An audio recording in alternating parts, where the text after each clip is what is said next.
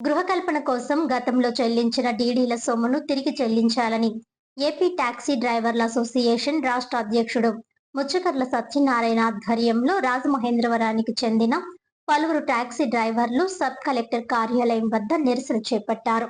రాజమహేంద్రవరానికి చెందిన పలువురు టాక్సీ డ్రైవర్లు గృహకల్పన కోసం గతంలో చెల్లించిన డీడీల సొమ్మును తిరిగి చెల్లించాలని డిమాండ్ చేశారు.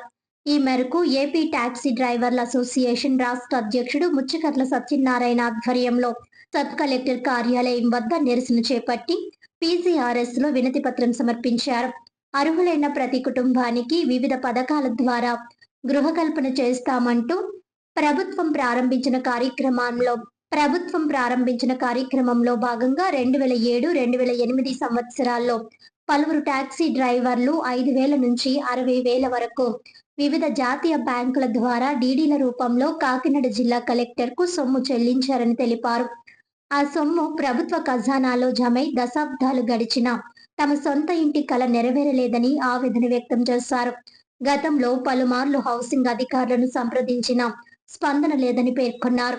2019 ఆగస్టు 5న అప్పటి మున్సిపల్ కమిషనర్, సబ్ కలెక్టర్లు సంబంధిత డీడీల సొమ్మును తిరిగి చెల్లించాలని ఆదేశాలు జారీ చేసినప్పటికీ హౌసింగ్ ప్రాజెక్ట్ అధికారులు నిర్లక్ష్యంగా వ్యవహరిస్తున్నారని ఆరోపించారు.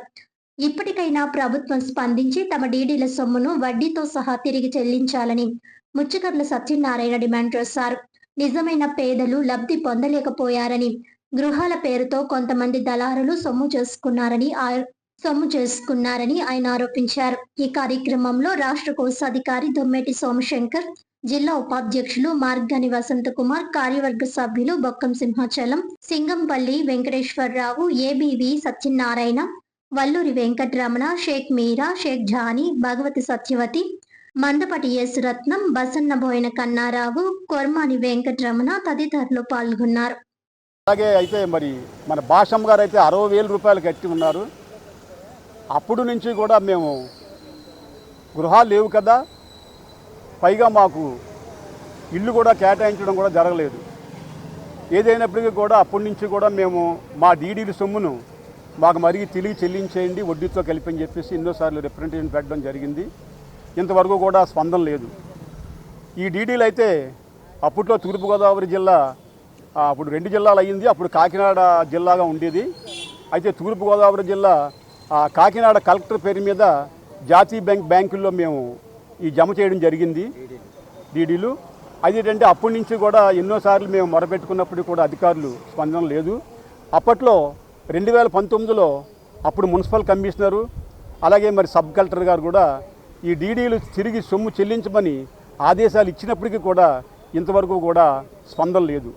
అందుకని ఈవేళ మరి మా సహోదరులు అందరూ కలిసి మరి ఇలా సబ్ కలెక్టర్ ఆఫీస్ కార్యాలయం దగ్గర వినతిపత్రం ఇచ్చి మళ్ళీ డీడీలకు సంబంధించినటువంటి అన్నీ కూడా ఫైల్ చేయాలని చెప్పేసి పీజీఆర్ఎస్లో పెట్టడం జరిగింది. నా పేరు ముచ్చకర్ల సత్యనారాయణ, ట్యాక్సీ అసోసియేషన్ రాష్ట్ర అధ్యక్షుడు. వార్తలను ముఖ్యాంశాలు మరోసారి.